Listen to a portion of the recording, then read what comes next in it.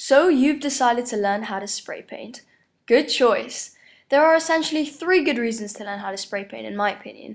The first reason is that spray painting is generally very calming and relaxing. So if you've had a stressful day, spray painting can actually help ease some of that stress. The second reason is it's actually a lot cheaper than it looks. Each spray paint can cost me about $1. The last reason is one that many of my friends don't believe. It's super easy to spray paint. You probably don't believe me either, but if you ask any spray paint artist, they'll tell you that spray painting is the easiest art there is to master. This piece of artwork is the second painting I had done, even though it doesn't look like it. So if it isn't working out at first and you feel like spray paint art isn't the right hobby for you, persevere a bit. Trust me, once you see the results at the end, you'll be grateful you kept at it. Anyways, if you've never spray painted before, there's a few things that you should know. Firstly, the best place to spray paint is outside. Spray paint likes to stain whatever it's on, so make sure you cover the ground in newspaper or an alternative. It's also a good idea to wear plastic gloves, or else you'll spend hours trying to scrub it all off at the end. Obviously, make sure you're wearing some old clothing that you don't mind getting a bit dirty. Spray paint fumes can be dangerous to your health, especially if you have asthma or any other respiratory problems. So I usually wear a face mask, and I also make sure that all my pets are out of the way. Okay, so equipment. You obviously need the spray paint to start off with, and that's as many colors as you want, and any colors that you like. It's also a good idea to buy this. It basically helps give your piece a glossy finish, but I also find it really useful for when the paint dries up and you need to make it wet again in order for it to blend in or some other technique.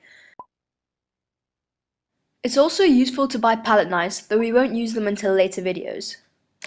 You also need plastic lids or circular stencils because you tend to need them a lot in most paintings.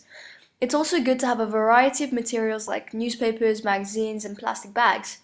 The good thing about spray painting, and I guess any other type of art, is once you get the basic techniques and you become a lot more confident, you can use any materials that you want and come up with some really creative pieces.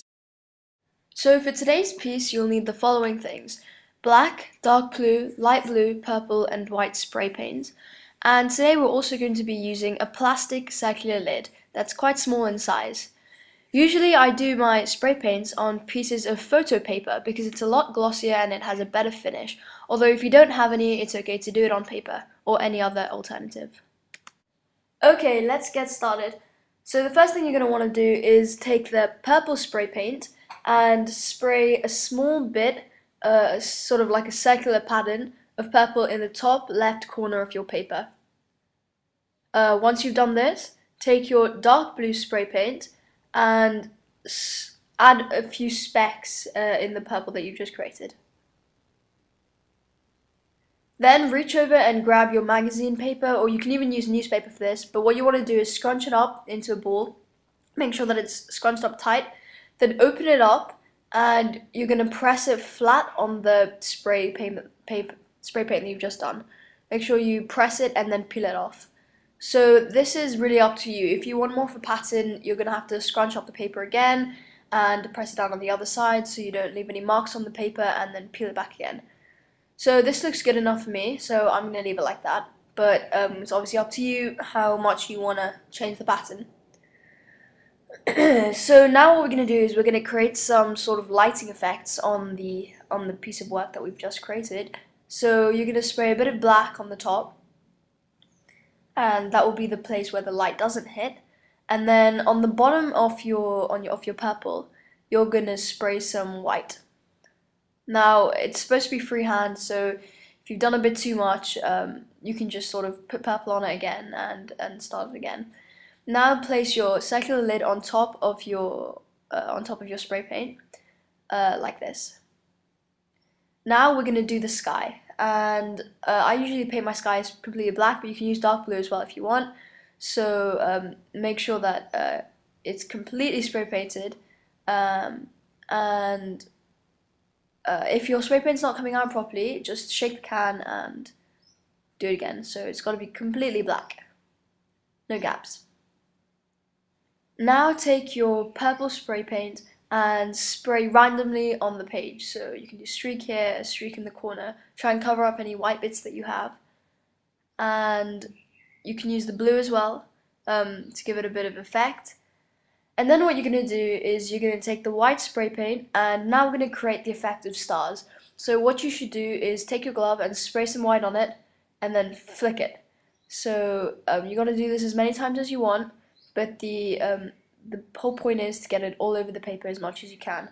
The problem with spray paint, especially if you're doing it on photo paper, is the spray paint can sort of absorb into each other. So after some time, you can see right now that the white is actually beginning to absorb into the black. So if you want to let it dry a bit and then do it again, so it's a bit more defined, it looks a lot better. Okay, now's the fun bit. What you're going to want to do is hold down the photo paper with one of your fingers very lightly and then peel back the lid, and hopefully you should see something that resembles a planet.